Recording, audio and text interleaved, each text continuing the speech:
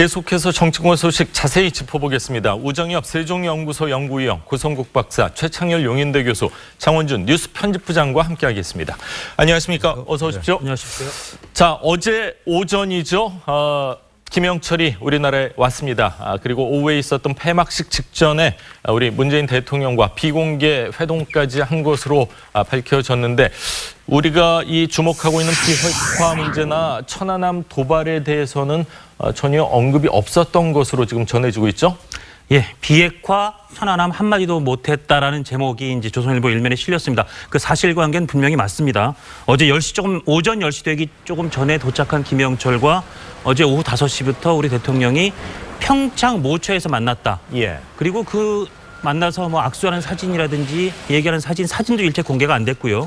그러니까 장소도 사진도 또 어떤 얘기가 정확히 오가는지 뭐 기자들의 취재도 다 비공개가 된, 공개가 안 된 그런 만남이 어제 접견이 1시간 동안 이루어졌습니다.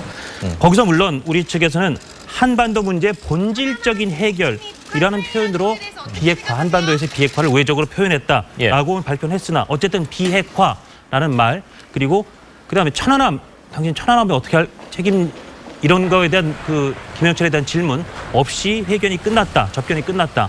그 부분에 대해서는 우리 정부가 뭐 최선을 다하는 모습일 수도 있고, 우리가 해야 될 말을 못해야 했다는 지적을 받을 수도 있고, 양면이 다 공존하는 것 같습니다. 그렇군요.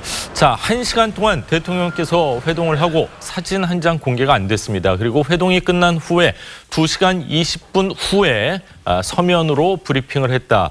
자, 어제 회동 여러 가지 의문점이 남는데 어떻게 해석을 해야 될까요? 아마도 우리 정부로서는 김영철을 대통령이 직접 접견하는 모습을 공개하는 것에 대해서 부담을 느꼈을 가능성이 매우 큽니다. 물론 정부에서는 김영철을 천안함 폭침의 주범으로 특정할 수 없다는 입장을 밝혔었지만, 그 당시 정찰총국장으로서 천안함 폭침에서 자유로울 수 없다는 점은 분명히 정부나 국민들 모두가 인식하고 있는 상황입니다. 그러한 상황에서 김영철을 이제 북한의 외교 사절로서 대우하면서 대통령이 맞는 모습을 보여준다는 것 자체가 우리 정부로서는 굉장히 부담이 됐을 것이고, 또한 지금 이야기 나눈 대로 여기에서 비핵화와 천안함 문제를 또 거론하지 못하는 현실적인 상황 때문에 그러한 문제들이 이렇게 언론에 많이 노출되는 이러한 상황을 우려해서 아마도 비공개로 하고, 그리고 동수의 외교적 접견보다는 북한 대표단이 와서 한국 대통령을 만나고 갔다는 그러한 형식을 취하기 위해서 인원 배정도 좀 한국이 훨씬 적게 이렇게 한 것으로 생각이 됩니다. 그렇군요. 이 남북 관계에 특수한 상황이 있기는 하지만 김영철과 우리의 정의용 국가안보실장, 성 국정원장 급이 맞지 않는다, 이런 비판도 있거든요. 그거에 대해서 어떻게 보십니까? 물론 김영철 부장이 우리의 뭐 장관급 이렇게 뭐 이야기하는 경우도 있습니다. 왜냐하면 현재 통일전선 부장을 맡고 있기 때문에 그 역할 자체가 우리의 국정원과 통일부 장관의 역할을 좀 섞어놓은 그러한 자리여서 급이라는 것이 이제 과연 그 사람 한 명을 맡기 위해서 우리 정부에서 대통령을 포함해서 국정원장, 국가안보실장이 나갔다, 이렇게 보기에는 사실 조금 현실적인 문제로 어려운 점이 있었던 것 같습니다. 왜냐하면 현재 우리 정부는 최대한 북한의 의정을 파악해내려는 그러한 단계에 있기 때문에 정부로서는 이번에 많은 논란과 정치적 부담에도 불구하고 김영철을 그렇게 만난 것으로 보이는데요. 아마도 이 회담의 결과가 나중에 어떻게 연결될지에 따라서 많은 평가가 있을 것으로 생각이 됩니다. 그렇군요. 우리나라 입장에서는 북한과 미국의 대화를 어떻게든 좀 연결시켜보기 위해서 굉장히 많은 노력을 하고 있는 것 같은데, 북한도 공식적으로 미국과 대화할 의지가 있다, 이렇게 표명을 했습니다. 이거는 어떻게 봐야 됩니까? 그만큼 이 유엔이나 미국의 경제 제재가 이제 잘 먹히고 있다고 봐야 될까요? 아니면 북한 입장에서도 이제 대화할 시점이라고 본 걸까요? 아직 그 부분이 매우 불명확합니다. 문재인 대통령은 어제 청와대의 발표는 문재인 대통령은 남북관계 개선과 한반도의 본질적 문제를 해결하기 위해서라도 북한과 미국이 대화해야 한다고 얘기했고, 김영철이 거기에 북미 대화에 관심이 있다고 이야기를 했습니다. 하지만 한반도의 본질적 문제라는 것이 우리는 아마도 비핵화 문제에 대해서 이야기하는 것을 이제 우회해서 이야기한 거겠지만은, 북한은 과연 비핵화 문제에 대해서 이야기할 것인지 여부에 명확히 이야기를 안 한 것입니다. 작년에도 9월 달 이후 2달여간 북한의 도발이 없었을 때 이것이 북한으로부터 나오는 대화의 신호가 아니냐라는 그런 이야기가 있었지만은 정작 또 11월 15일은 바로 또 이런 도발이 있었듯이 북한이 직접적으로 비핵화에 대한 의지가 있다고 밝히지 않는 이상 우리가 북한이 과연 어떠한 의도로 미국과 대화할 의도가 있다고 이야기했는지는 아직 판단하기 굉장히 이른 상황이라고 볼 수 있습니다. 그렇군요. 참 북한의 마음을 읽기가 쉽지만은 않은 것 같고 전략이나 전술도 우리가 감당하기에는 참 버거운 상대가 아닌가 이런 생각까지 드는데 자, 백악관에서는 공식적으로 접촉이 없었다 이런 얘기를 했는데 자, 대미 외교 실무자 최강일 부국장을 포함해서 김영철을 직접 만났었던 후커 보좌관이 이방카와 함께 방한을 했습니다. 뭐 실무 접촉 가능성 오늘 떠나지만 혹시 가능성 있다고 보십니까? 아니면은 어렵다고 보십니까? 아마도 실무에서라도 접촉 가능성이 있으려면 그것은 북한이 굉장히 전향적인 태도를 보였을 때만 가능할 것입니다. 비핵화 대화를 북한이 이야기하고자 했다면 미국에서 안 만날 이유가 없고 그리고 만약에 현재 북한에 억류되어 있는 미국인의 송환 문제를 미국과 이야기하고 싶다라는 뜻을 북한이 이번에 내비쳤다면 미국이 마다할 이유는 없었을 것입니다. 하지만 미국 입장에서 북한과의 대화의 문턱을 낮추면서 이번에 실무 접촉을 했을 가능성은 매우 낮고요. 그렇기 때문에 현재까지 알려진 바에 따르면 북한과 미국 간에 고위급은 물론이고 실무진 간에서도 어떠한 접촉이 있었을 가능성은 매우 낮은 것으로 보입니다. 지금까지는 굉장히 낮다. 그 이유 중에 하나가 우리 정부는 이제 비핵화를 꼭 전제로 한 대화 이전에 일단 물꼬를 좀 터야 된다 이런 거고 미국 입장에서는 비핵화가 전제가 안 되면은 대화 자체는 없다 이런 기조가 있기 때문에 뭐 그렇다 봐야 될까요? 이번에 그 북한에서 김영철이 북미 대화에 관심이 있다는 보도가 나온 이후 백악관 대변인이 한 이야기는 북한과의 어떤 대화라도 그 결과는 북한의 비핵화로 이어져야 한다는 점을 분명히 했습니다. 전제 조건이죠. 네네. 그렇기 때문에 현재 북한이 물론 비핵화 이외에 대화를 할 수는 있습니다. 그것은 이제 북한에 억류되어 있는 미국인들의 송환 문제도 있고 하기 때문에 그러한 대화는 가능한데 그 이외에 미국과의 의미 있는 협상이 되려면 그것은 북한이 진실성 있게 비핵화에 대한 대화를 할 것이라는 점을 분명히 해야만 미국의 대화에 나설 것이라는 점을 지금 미국은 분명히 하고 있습니다. 그 시점이 북한 입장에서 비핵화를 하겠다 이런 말하는 시점이 올 수는 있을까요? 어떻게 예상을 하십니까? 그렇기 때문에 이방카 트럼프 보좌관이 한국에 온 순간에도 이제 트럼프 대통령은 아주 강한 북한에 대한 제재책을 밝혔습니다. 그것은 이제 과거의 협상으로 북한을 비핵화로 나서게 하는 것은 거의 난망한 일이기 때문에 설득보다는 압박을 통해서 북한을 대화 테이블로 나오게 하겠다는 의지를 분명히 하고 있는 것입니다. 그렇기 때문에 앞으로도 북한이 비핵화에 대한 진실한 태도를 보이지 않는 이상 미국은 끝까지 이제 제재와 압박의 강도를 높일 것이고 과연 북한이 제재와 압박을 통해서 대화에 나올 것인가 하는 문제는 사실 여전히 판단하기 어려운 문제라고 볼 수 있습니다. 그렇군요. 뭐 미국에서는 2단계 거친 방법으로 제재를 할 수밖에 없다. 뭐 이런 얘기까지 했었는데요. 우리 정치권에서는 김영철이 우리나라에 온 것을 두고 역시 여야가 강대강 충돌이 있었습니다. 여야 입장을 직접 듣고 계속 이야기 나눠보겠습니다. 문재인 정권은 자유민주주의 대한민국의 체제를 사회주의 체제로 바꿔가고 있습니다. 대한민국 땅을 밟지 못하게 저지한다고 해도 정정당당하게 들어와야 할 거 아닙니까? 왜 대한민국 언론을 따돌리고 국민을 속이고 네, 들으신 것처럼 김영철이 우리나라에 온 것을 놓고 색깔론 등장까지 했습니다. 여야가 정면 충돌하고 있는데 민주당은요. 2014년도 그러니까 박근혜 대통령 당시에도 김영철이 왔는데 당시 새누리당 환영하지 않았느냐 이런 얘기를 하고 있고요. 한국당은 그때는 그 판문점 군사회담이었고 올림픽 사절로 오고 대통령이 환대를 하고 또 우리나라 예산이 지원되는 문제와는 다른 것이다. 이렇게 양쪽 입장이 팽팽히 맞서고 있는데 일정 부분 다 일리가 있는 얘기라고 하는데 두 분께서는 어떤 이야기에 더 공감이 되십니까? 먼저 최 교수님. 지금 김성태 원내대표 지금 방금 이제 발언이 나왔는데 뭐 다른 발언도 있었어요. 청와대가 이 종북 주사파 참모들의 국정농단이다 뭐 이런 얘기도 한 걸로 보도가 됐습니다. 홍준표 대표도 남북 연방제 통일을 시험하고 있다. 문재인 정부가 이런 얘기를 했는데 예. 지금 어쨌든 그 김영철 지금 부위원장이 2010년도 천안함 폭침의 배후로 지목되고 있는 건 사실 아닙니까? 네. 물론 정부는 이제 특정할 수 없다라는 입장을 밝히고 있습니다만 바로 그것 때문에 여러 가지 논란이 있는 건데 바로 그래서 그런 이제 반북 여론을 감안해서 문재인 대통령도 공개하지 않고 그랬다라고 이제 우리가 추론할 수가 있는데 예. 그렇다 하더라도 지금 야당, 제1야당이 지금 어쨌든 뭔가 북미 대화에 물꼬를 트겠다고 오는 거 아닙니까? 결과적인 얘기입니다만 김영철 부위원장도 북미 대화에 의향이 있다라고 표명을 한 상황이고 물론 그 전에 저런 얘기 나왔던 거긴 합니다만 그런데 어쨌든 그런 대화를 하고자 내려온 사람에게 사살해도 뭐 사살해야 된다라는 그런 취지의 얘기도 한 걸로 제가 알고 예, 있는데 맞습니다. 과연 그런 게 바람직한지 모르겠어요. 지금 야당의 논리는 뭐 나름 뭐 논리적 정합성이 있다 하더라도요.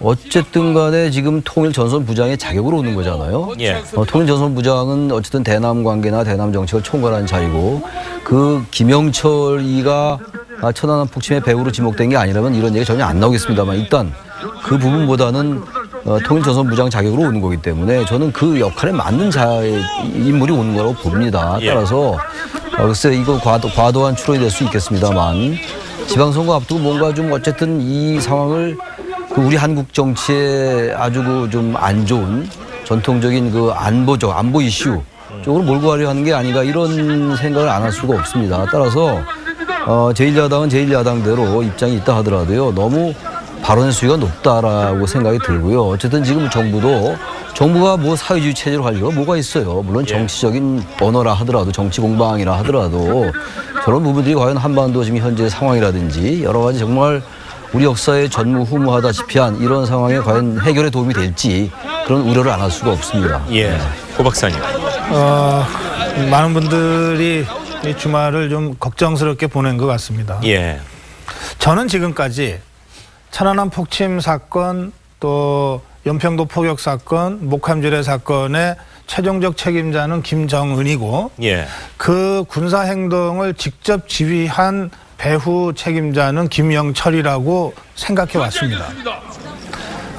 그리고 많은 나라가 그렇게 인식을 공유하고 있고 그래서 그러한 사건들을 근거로 김영철을 제재 대상으로 적시해서 제재해 온 겁니다. 그런데 우리 정부가 이 시점에서 김영철이 천안함 폭침 사건, 연평도 포격 사건의 배후 주도자라고 특정해서 얘기할 수 없다고 해버리니까 우리 정부의 지금 공식 입장이죠, 그게? 그렇습니다. 예. 그래서 자 그렇다면 지금까지 우리는 뭘 잘못된 걸 믿어온 것인가? 예. 그러면 전 세계 주요 국가들은 잘못된 정보를 가지고 엉뚱한 사람을 제재해온 것인가? 라고 하는 의문이 들지 않을 수 없고 46 천안함 용사 유족들은 그럼 완전히 잘못된 사람한테 지금까지 화풀이를 하고 있는 것인가? 하고 하는 그 참으로 참담한 마음을 금할 길 없습니다.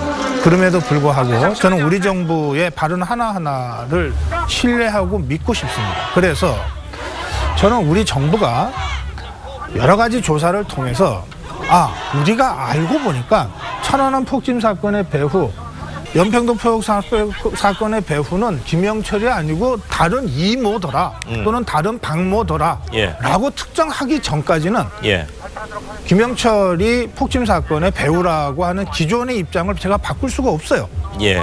자, 이 전제하에 제가 몇 가지 말씀드리겠습니다. 만약에 이 전제가 동의가 된다면 그렇다면 김영철은 반인류 범죄자, 전쟁 범죄자입니다. 전쟁 중에도 뭐 밀사는 왔다 갔다 하는 거죠. 전쟁 중에도 휴전하려면 서로 총질했던 사람들이 만나서 할 수밖에 없습니다. 2014년에 정전협정 위반과 관련된 군사회담은 그런 수준의 얘기입니다.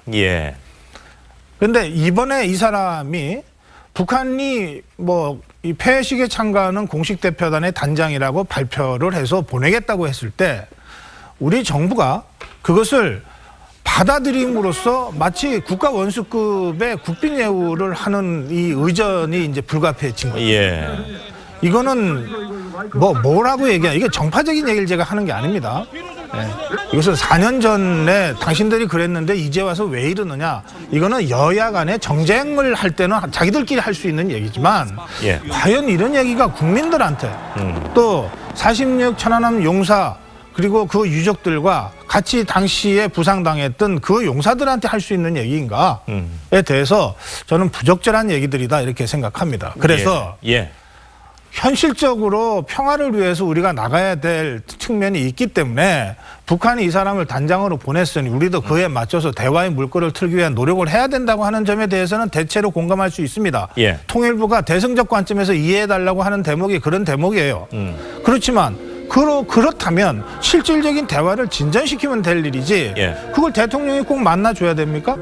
이것은 매우 상징적인 행위입니다. 대통령의 언행 하나하나가 상징적 통치 행위 아닙니까? 예. 그래서 문재인 대통령이 이 사람을 만났다고 하는 사실 자체가 앞으로 어떻게 북한에 의해서 악용될지 정말 다들 걱정하는 거예요. 예. 결과적으로 보면 우리 정부도 만나놨는데 사진 한 장 우리 국민들한테 못 보이고 있는 이런 말하자면 이 옹색한 모습이 지금 연출되고 있는 거 아닙니까? 예. 도대체 우리 대통령이 무슨 잘못을 했다고 북한의 공식 대표단을 1시간이나 만났는데 사진 한 장 보도를 못하는 상황이 돼버렸습니까? 예. 그러니까 이런 점들을 우리 국민들이 걱정하고 있는 겁니다. 그렇군요.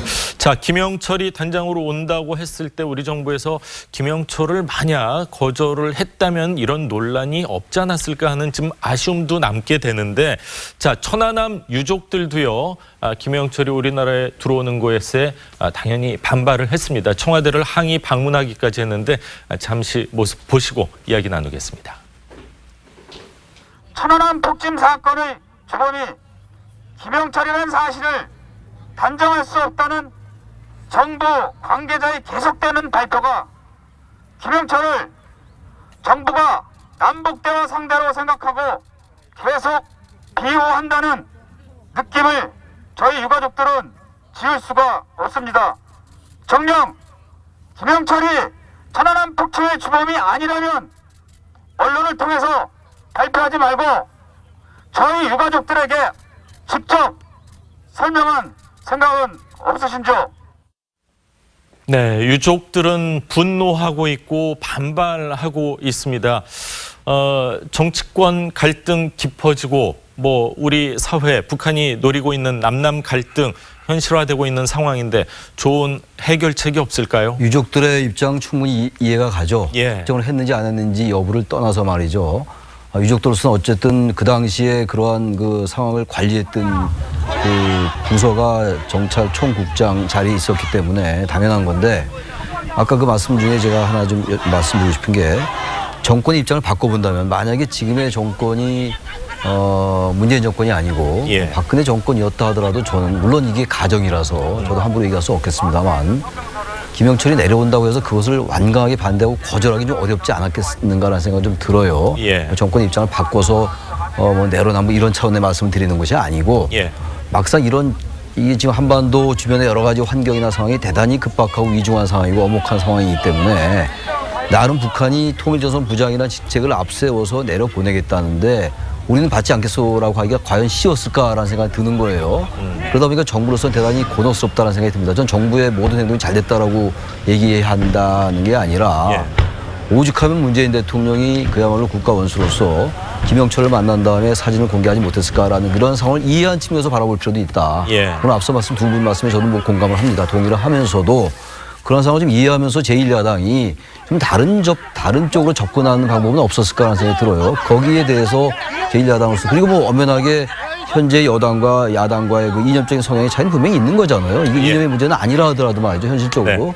또 정치적인 입장의 차이가 있는 것이고 또 사실 지방선거라는 현실적인 문제도 전혀 고려하지 않을 수 없는 것이기 때문에 충분히 이해가 갑니다만 제1야당 입장이 그렇다 하더라도 이렇게 과도하게 행동을 보였어야 되는 생각이 든다는 거예요. 기본적인 그런 인식에 제1야당 입장에서 우리가 인정할 수 있다 하더라도요. 과연 이런 것들이 한반도 전체 상황을 관리하는데 꼭 제1야당으로서 맞는 것인가라는 생각을 든다는 겁니다. 예. 저는 이게 여야 얘기는 정말 하기 싫습니다. 아니 오죽 못났으면 제1야당 110석이 넘는 제1야당의 국회의원들이 예. 기껏 할 수 있는 일이 김영철이 내려올 것으로 예상되는 길목에 가서 농성하는 거였습니까? 그리고 우리 정부 그 실무자들이 그 행로를 달리해서 따돌리니까 아무것도 못하고 지금 그냥 목소리만 높이고 있는 거 아닙니까? 예. 그러니까 저는 이것을 뭐 여당 잘했다, 야당 잘했다라고 이 얘기하는 것 자체가 이게 우리 국민들 입장에서 볼 때 얼마나 한심하게 보이겠습니까? 저는 예. 그런 문제는 아니라고 봅니다. 핵심은요, 뭐 김영철 개인이 중요한 것이 아니라 핵심은 국제사회가 제재하고 있는 반인류 범죄 또 전쟁 범죄에 대한 우리 정부 또 반인권 문제와 예. 관련된 우리 정부의 분명한 원칙과 입장이 있어야 되고 예. 그것과 별도로 핵 문제를 비롯한 북한의 군사적 도발을 해결할 우리의 전략이 분명하게 있어야 된다는 겁니다. 이를테면 이 반인류 범죄나 전쟁 범죄는 시효 자체가 없지 않습니까? 맞습니다. 국제적으로. 예. 그러니까 이것은 정말로 어떤 경우에도 마지막까지 추적해야 된다고 하는 이 국제적 그 보편적 그 공감이 있는 문제잖아요. 예. 이 부분에 대해서 원칙적 입장을 견지해서 그것 때문에 대화가 당분간 안 된다고 하면 감수해야죠. 예. 우리가 이런 인류 보편적 가치와 현실적 대화, 양자택일을 할 수밖에 없다면 인류 보편 가치를 선택하는 거 그것이 민주주의 원칙 아닙니까? 예. 저는 그러한 원칙을 우리 정부가 견고하게 견지만 한다면 예. 그렇다면 우리 국민 다수가 정부의 어려움과 여러 가지 곤혹스러운 사정을 이해 못할 바 아니다 이렇게 생각합니다. 그렇군요. 마지막으로 이 문제와 관련해서는 결국 북한이 비핵화를 전제로 대화하겠다고 하는 입장 표명이 있어야 비로소 풀립니다. 아까 우 박사도 여러 차례 그 말씀하셨는데 미국은 고강도의 압박을 앞으로도 계속할 것이고 이것이 이걸로도 안 된다면 더 강한 압박 또는 군사 옵션까지도 구체적으로 검토하겠다는 거 아닙니까? 이걸 통해서 지금 북한이 대화로 나오고 비핵화를 위한 논의가 시작되도록 만들겠다는 거거든요. 예. 그 점에 있어서 지금 공은 북한한테 넘어간 겁니다. 그런데 북한은 어떻게든 한국 바짓가랑이라도 잡아서 예. 그런 비핵화에 대한 구체적인 그 언질 없이도 어떻게든 이 국면, 미국과 전 세계의 전면적 압박 국면을 어떻게든 피해갈 수 없을까? 이렇게 지금 계속해서 머리를 쓰는 거 아닙니까? 여기에 우리가 이용당하면 안 된다는 거예요. 예. 그 점에서 예. 대화 자체가 목적이 되어서는 안 된다. 예. 대화 자체가 목적이 되어서 이건 대통령이 계속 해온 얘기이기도 합니다.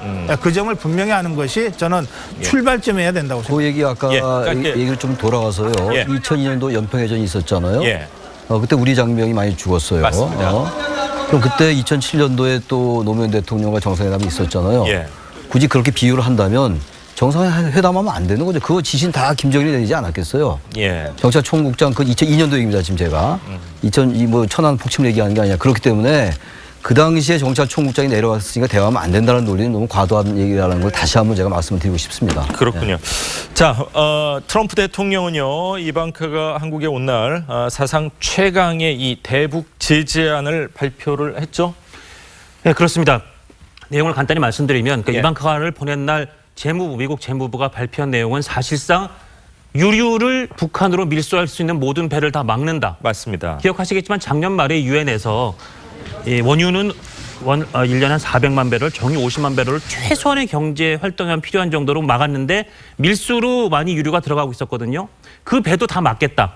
그러니까 정말 이제 할 수 있는 이 비군사적인 제재의 끝까지 거의 가고 있는 거고요. 예. 그다음에 또 한마디를 트럼프 대통령이 붙여서 이게 안 통하면 2단계라고 하는데 그 2단계는 매우 거칠고 전 세계가 매우 불행할 수도 있다는 얘기를 했습니다. 예. 군사적 조치를 당연히 연상시키게 하는 그런 표현이죠. 예. 결국 미국은 돌이켜보면 굉장히 강한 압박을 통해서 비핵화를 끌어낸다. 고 박사님도 말씀하셨지만 예. 그 원칙이 지금까지 결국은 안 변한 겁니다.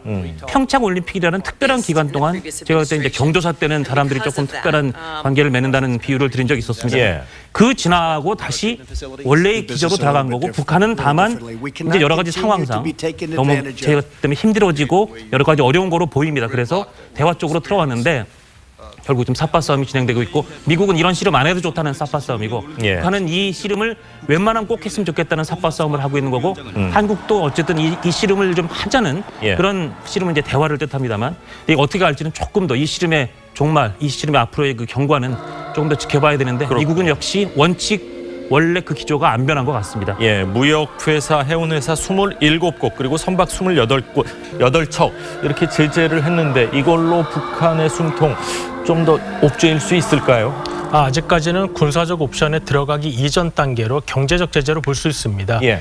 지금 이러한 배들을 미국의 배가 와서 막겠다 이런 차원은 아니고요.